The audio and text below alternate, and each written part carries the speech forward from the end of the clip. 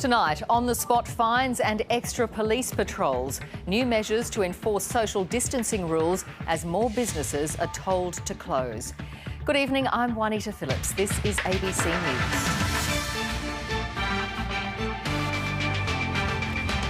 News. Most elective surgeries, public and private, cancelled as the health system prepares for an onslaught. The property market in turmoil again, with public auctions and open houses banned. And time stands still. The Olympics delayed by a year, but they will still be called Tokyo 2020.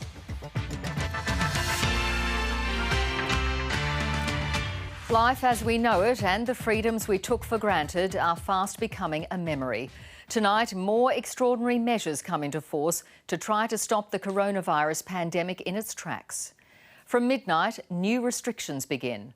The Prime Minister wants people to stay inside and work from home if possible, and cancel large barbecues, birthday celebrations and dinner parties. Weddings will be limited to 5 people, funerals to 10.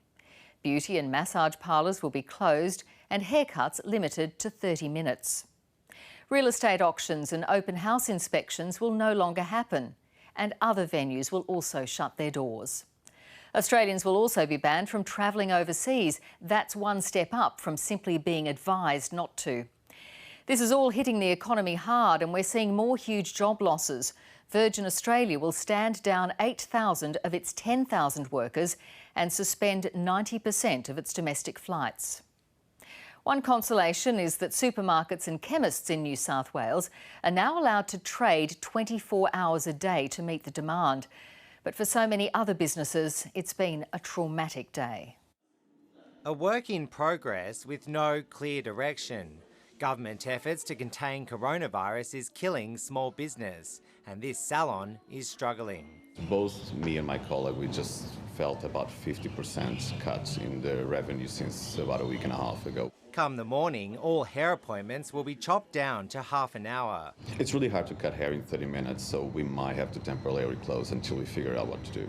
This new mother has had her mind made up for her. Johan, I am just calling you about the closure of beauty salons. The new restrictions are forcing her business of 16 years to close indefinitely. To be honest, I think probably everyone should go into lockdown. I find it really strange that we're shut down, but you can go down the road to buy a shirt. Despite being able to trade until midnight tonight, this nail salon was forced to close early because of a drop in customers. It was among thousands forced to close right across the state today. Just if or when any of them will reopen is anyone's guess. It means I have no job to do. Gone are the days of bidding it out in person at auctions. Real estate agents are scrambling to move online, but fear property prices will suffer. Because buyers like to physically see and walk through property, it will certainly have some kind of slowdown effect before everyone gets used to it. The axe has also fallen on the adult industry. Within hours, hundreds of sex workers like Lacey will be out of a job. It's a huge shock for it to be taken that quickly, and I guess I'm concerned that I'll have to escort privately and that I won't have, the protection of a brothel, and my safety could be jeopardised. On the same day businesses are forced to close, the announcement of penalties for those who don't self-isolate. If you're flying back in to New South Wales and you don't isolate for 14 days and we find you outside of the house, you'll get a $1,000 on-the-spot fine. And $5,000 for businesses who fail to comply. Mark Reddy, ABC News, Sydney. A war of words has broken out over exactly who was responsible for letting passengers off the Ruby Princess in Sydney when there was illness on board. A 77-year-old has since died from coronavirus, and more than 100 passengers have tested positive. There are now more than 1,000 COVID-19 infections in New South Wales. And for the first time, children under 10 have fallen victim. A 2-month-old boy and a 7-year-old girl have contracted the illness in separate cases. The ever-rising number and the fallout over the Ruby Princess is putting the Premier under pressure as the Commonwealth deflects blame. State political reporter Ashley Raper reports. Docked in Sydney ahead of disembarking. Passengers celebrate, unaware they'd been exposed to the virus. their departure has become a debacle. Every single agency needs to take responsibility on our borders. But the authority responsible for our borders has pointed the finger squarely at New South Wales. The decision to allow them off in relation to the health and biosecurity issue was one for New South Wales Health. And that's been echoed by the federal government. The state health authorities make the final decision and the final assessment, but I don't want to get into blaming. Since the passengers disembarked, a 77-year-old woman has died and more than 130 people have tested positive for coronavirus. New South Wales Health had deemed the ship low risk because only 13 people were reporting respiratory problems, which is far from an onboard outbreak. Our process was based on the best available information. Of course we would have responded differently if we had have known. But they didn't know because the green light was given for passengers to leave before the test results came back. And that was done in accordance with national protocols. The reality is, people were allowed to get off a cruise ship. The border security measures that the Commonwealth Government put in place failed the Australian people. New South Wales has already put in place stricter rules, so if there's any suspicion of coronavirus on a cruise ship, nobody gets off until all tests are done and the results are in. The state government now insists what happened on the Ruby Princess won't happen again, but it may be already too late politically.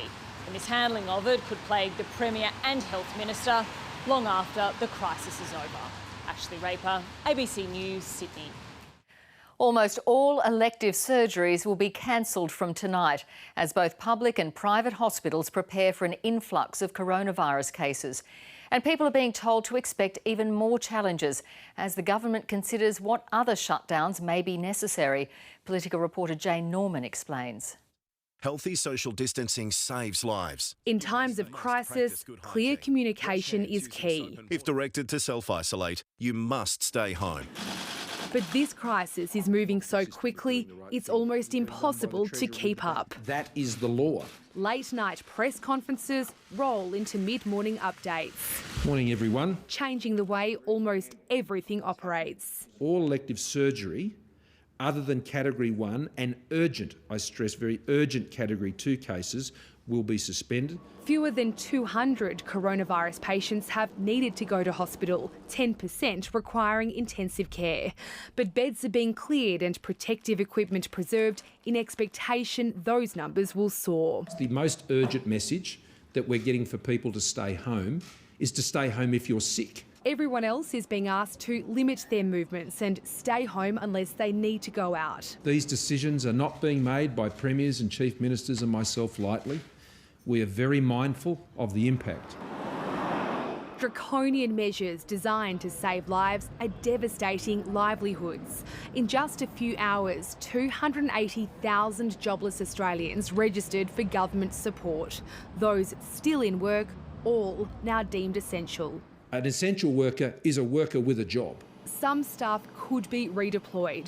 A new coordination commission's being set up to fix problems and fill gaps. Whether it's retasking workforces, whether it's ensuring we get food to supermarkets. It'll be headed up by Neville Power, a former chief executive of the Fortescue Metals Group. We've got the best people in this country working to solve the problems and the challenges that are going to confront us. One of the biggest challenges confronting governments and medical experts is how hard and fast to move in this crisis.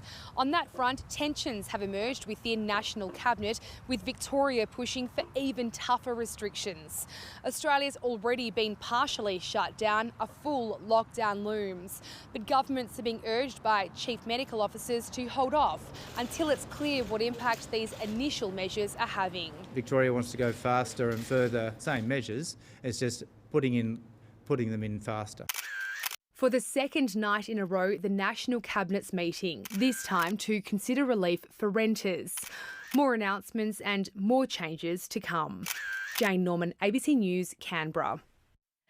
Of all the bills to pay, coming up with the rent is going to be the most stressful for many of those who've lost their jobs. New South Wales is under pressure to use new special powers to protect tenants from being evicted during the crisis. Despite currently being in isolation, 1-year-old Romano still enjoys playtime. But there's a weight on the mind of his parents, Claudio and Juliana. They were both employed in hospitality, but work has dried up. Now they don't know how they're going to pay the rent. I think we're looking for at least a 6 months situation without a job, and that if we have to pay the rent on top of that, it's really hard. The spread of the virus has forced thousands of Australians out of work, which is making an already stressed rental market even worse. Traffic to our website is through the roof. We're getting phone calls and emails and Facebook messages every day of people really scared about being able to hold on to their homes and use that home as the place to sit out this crisis and recover. And it's not just renters concerned. Monica Guy is a casual teacher and in isolation ahead of an operation. Her husband Lloyd is a musician and work has disappeared. I'm worried that in a few weeks we won't be able to pay the mortgage, let alone groceries, bills, all of that. It's a very real fear. These issues are all expected to be discussed by the National Cabinet tonight. New laws have now been passed in New South Wales which will let the state government act immediately after that meeting. Measures could include banning evictions for tenants behind on their rent during this crisis. We need this government action to prevent potentially tens of thousands, hundreds of thousands of people living in their cars, living in overcrowded, cramped, unhealthy conditions, or living on the street. All in the middle of a pandemic. Jonathan Hare, ABC News, Sydney. There are warnings that house prices could fall as much as 20% after real estate companies were also hit with restrictions. Public auctions have been banned and open house inspections ruled out. Are you registering today? The weekend pastime of watching homes go under the hammer is gone for now. And busy inspections have been replaced with private viewings. This is a really watershed time for real estate agents. We've never been in this situation before. People thinking of selling perhaps suspected this would happen. At $1,150,000. Last weekend was the second busiest for auctions this year, and this weekend was to be the busiest, with thousands of homes scheduled to go under the hammer. Sold. Many have been cancelled, while some agents are finding alternatives. Virtual auctions and only open houses, it's a whole new world for us. On Melbourne's Eastern Fringe, Angelica Kingsley was hoping for a quick sale. I feel it's going to take a lot longer this time now due to the virus. She's hoping she won't have to discount her $730,000 asking price. Not straight away, possibly, ask me again in 3 months, I might have a different answer. Some leading economists believe national home prices could drop by 20%, but it's only if the shutdown is long and if unemployment more than doubles from here, which is not out of the question. Landlords like Tracy Clancy have already been hit. She's cut the rent by $100 a week for her out-of-work tenants. I can afford it at the moment, that's for sure. But circumstances may change, who knows? The majority of Australia's rental accommodation is owned by mum and dad investors. If it does go for longer than, say, 6 months, then I think that's where we start seeing the risks becoming much more extreme. The major banks have all said they'll give borrowers some leniency over the next 6 months, but it's not clear what happens after that. Elise Morgan, ABC News. New South Wales residents in the state's far north have only a few hours left before they can no longer cross over into Queensland. That state will close its border at midnight because of the virus. Reporter Jennifer Huxley is at Coolangatta. Jennifer, how are people feeling in border communities? Juanita, people are feeling frustrated, they're feeling anxious, that they're confused about just what this border closure means for their individual circumstances. What they do know is the Queensland border will close at 1 a.m. New South Wales time. They know that only 3 roads will be open with police checkpoints. Those 3 roads are the M1, the Gold Coast Highway and Griffith Street here in Coolangatta. They know they'll encounter RBT style, that's random breath testing style checkpoints, with police pulling cars over and checking out whether people fit these exemptions to cross the border or not. The exemptions that people will be allowed into Queensland include crossing for work, crossing for medical appointments and crossing to deliver freight.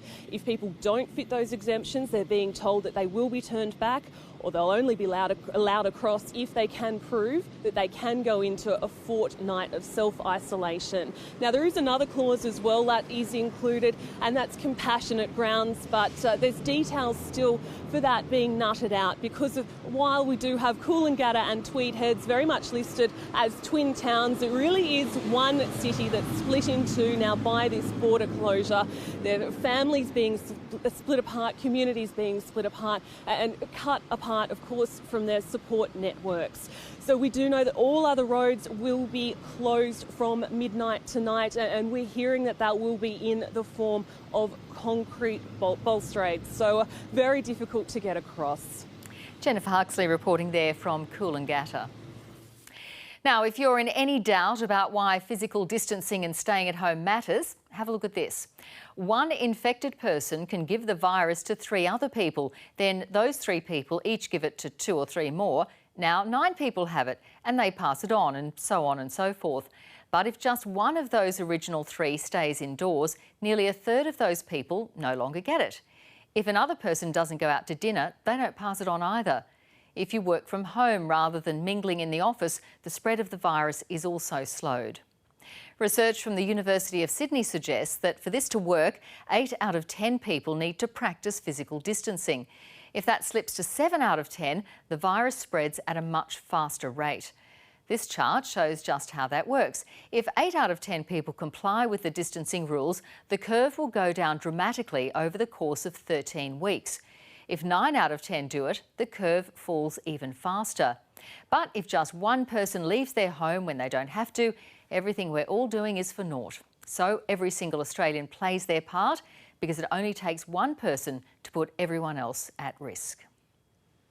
Still to come this hour, voyage to nowhere, the Australians trapped at sea.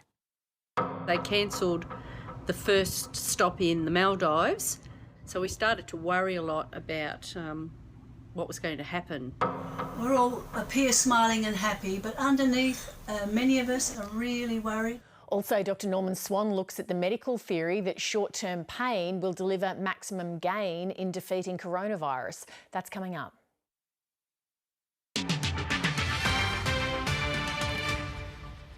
Donald Trump wants the US to reopen for business by Easter, despite warnings from the World Health Organization that the country could become the next epicentre of the coronavirus pandemic. About 800 people have died and more than 55,000 have been infected with the disease. And 60% of all new cases are in the state of New York. North America correspondent David Lipson reports. Lining up in the rain for a COVID-19 test. The scene in New York is grim and getting worse. We were looking at a freight train coming across the country. We're now looking at a bullet train. Despite the empty streets, the spread of coronavirus is accelerating. 25,000 are known to be infected in New York alone, and that number is doubling every 3 days. We are the epicenter. I don't want us to be the epicenter, but we are the epicenter of this crisis. New York has taken on a bit of an Armageddon feel. As the city shut down around him, Australian Ryan Hamilton battled coronavirus for 12 days, with only the TV for company. You're sitting here on a Netflix binge trying to escape the symptoms, and you hear this kind of, cops, sirens and loudspeakers in the background. My first thought was it was on the screen. Federal authorities have sent 400 additional ventilators, but it's not enough. FEMA says we're sending 400 ventilators when I need 30,000. You pick the 26,000 people who are going to die because you only sent 400 ventilators. Corporations are stepping into the breach. Ford has repurposed 3D printers to make medical supplies. We'll do elbow bumps. The National Guard is helping with crucial hospital deliveries. With the economy reeling, President Donald Trump wants his nation back to work, so he's pushing his advisors to find a way for restrictions to be lifted by Easter Sunday, just 19 days away. Our people are full of vim and vigor and energy. They don't want to be locked into a house or an apartment or some space. It's not for our country. We're not built that way. Health experts are concerned, but the President insists every decision will be made with the safety of Americans in mind. David Lipson, ABC News, Washington. In Spain, nurses and doctors have demanded action after the country reported its sharpest daily increase in coronavirus infections. 6,600 new cases and 500 deaths were recorded. The nursing union says Madrid's hospitals are on the verge of collapse, and an ice rink is now being used as a makeshift mortuary where bodies will be stored until funeral homes can collect them. An investigation has also been launched after the military found elderly residents abandoned in care homes, some of them even dead in their beds. Spain is the worst hit country in Europe after Italy. The death toll there has risen by more than 700 in one day, dashing hopes that the outbreak may have peaked after 2 days of easing numbers. The number of deaths has also jumped in Britain, where a lockdown has begun. Another 87 people died there, the biggest daily increase. Prime Minister Boris Johnson has ordered people to stay at home, but public transport in London remained busy during the morning rush hour and the streets were far from deserted. India has begun the world's biggest lockdown. 1.3 billion people have been ordered to stay at home for at least 3 weeks. The announcement prompted panic buying. With more than 500 COVID-19 cases confirmed so far, India's Prime Minister says it's crucial that the public complies. South Asia correspondent James Oaten reports.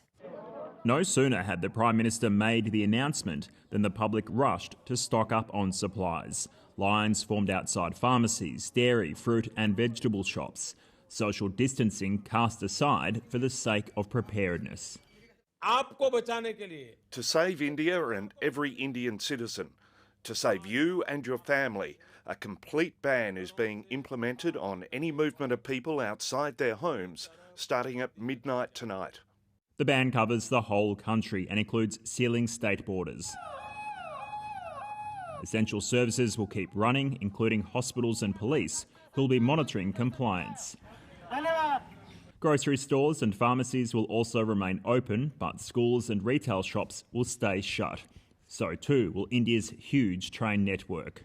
The Prime Minister put this lockdown into simple terms. If India did not shut down for 21 days, it'll be pushed back 21 years.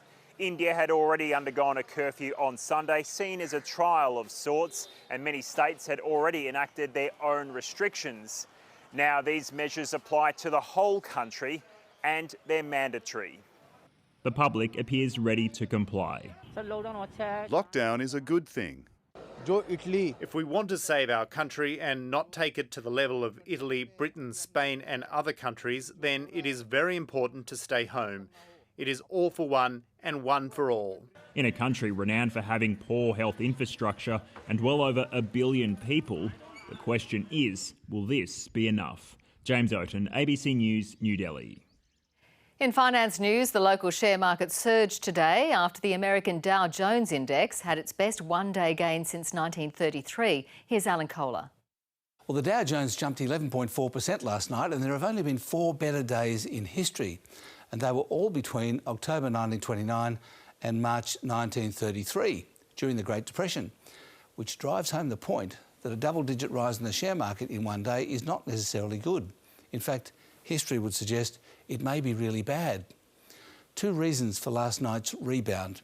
The Federal Reserve announced money printing to infinity and beyond on Monday, and last night it looked like the warring parties in US Congress would agree on a $2 trillion fiscal stimulus package. Here's a graph of US national debt, so make that +2. Anyway, it was global happiness today. The S&P 500 up at 9.4%, the German market more than 10, UK 9, and strong gains around Asia today as well. The local market jumped 5.3% to back above 5,000 for the first time in a week. Afterpay jumped 34% on top of 26% yesterday. It had been down 28% the day before, up 22% the day before that, down 22% the day before that. So there's no better sign than investors have no idea what to do. BHP jumped 10% today, Transurban 11%, ANZ nearly 12%. But retail group Mosaic fell 23% after announcing that it's closing all its stores. and standing down its entire staff of 6,800 people. And Virgin Australia stood down 8,000 people today after reducing domestic capacity by 90% and entirely suspending Tiger Air. So watch the unemployment rates climb from here. The news at Qantas was a little more positive. It's managed to borrow $1 billion by mortgaging 7 of its planes. On commodity markets, there were big moves among precious metals. Iron ore went up a lot, oil fell, and the Australian dollar is up again to just under 60 US cents. And that's finance. Australian athletes have welcomed the one-year postponement of the Olympic Games. Now comes the difficult task of resetting training programs and recouping billions of dollars. North Asia correspondent Jake Sturmer reports from Tokyo. The Olympics have only ever been cancelled during world wars, but a pandemic has now claimed the 2020 Games, though you wouldn't know it by the crowds gathering outside the National Stadium in Tokyo. It's the spread of the virus elsewhere in the world that has organisers truly worried. In order to safeguard the health of the athletes and everybody involved in the Olympic Games, that we have to postpone the Olympic and Paralympic Games Tokyo 2020. In a late-night teleconference with the International Olympic Committee, Japan's Prime Minister, Games organisers and the Tokyo governor bowed to the inevitable and postponed. The hope that by July next year, COVID-19 is under control. It will be a sign that humanity has overcome the new coronavirus. It's an extra 16 months for athletes, many of whom are in isolation and can't train. For us, I feel like it's a real opportunity to hit a reset button and make the 2021 Paralympic Games an extraordinary event. It just wasn't in line with what's being recommended at the moment, and certainly not the best for the world as a whole. Olympics organisers and the Japanese government now have the major hurdle of rescheduling the Games. That's securing more than 40 venues and giving everyone enough time to prepare. The economic cost of this delay will be significant, but the public health cost of pushing ahead could have been so much worse. There are some tough times ahead for all of us. There are times we're going to have to show that Olympic quality of resilience, but at least we have a new goal and planning has started. The Olympic torch relay, due to start tomorrow in Fukushima, has now been scrapped and officials spent the day packing up. But the flame will remain in Japan, and organisers are focusing on the light at the end of the tunnel. Jake Sturmer, ABC News, Tokyo. Lightening the mood a little, let's talk about social distancing with your kids. It is a challenge, but at this stage, you're still allowed to go for a walk. So why not make it a bear hunt? Teddies and rainbows are appearing in windows and gardens as people seek ways to support each other. The movement started in the United States and quickly spread to Australia. The Facebook page We're Going on a Bear Hunt was formed on Sunday, and not surprisingly, it's growing rapidly. Now, that's the kind of thing we don't mind going viral. Time for the weather now, and there were widespread showers and storms across New South Wales today. Sydney, though, was mainly dry with just the odd shower. It was cooler than average in the southwest inland, lows ranging from 5 at Thredbo to 22 at Lightning Ridge. Showers and thunderstorms affected most of the central, eastern and northern parts of the state. The biggest fall was 40 millimetres inland from Newcastle. Maximum temperatures were well below average, particularly through the northern and central inland due to cloudy and showery conditions. Around the capitals today, very hot in Perth, sunny and mild in Adelaide, showers in Canberra. The wet weather is due to a trough stretching from Western Queensland to eastern New South Wales.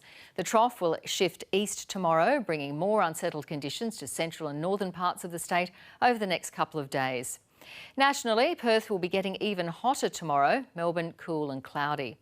Around New South Wales tomorrow, there will be more showers in the northeast and continuing cool to mild temperatures.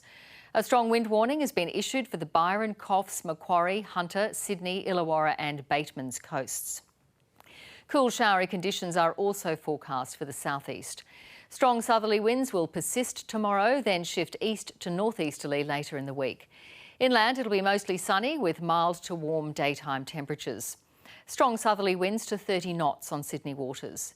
In Sydney tomorrow, a possible light shower and a temperature range of 17 to 23. Sun's up at 7:02. And over the next 7 days, we'll see more unsettled weather with showers forecast every day. It'll be staying mild until Sunday, when temperatures will start rising and they'll be getting into the mid to high 20s. Lee Sales is here now with 7:30.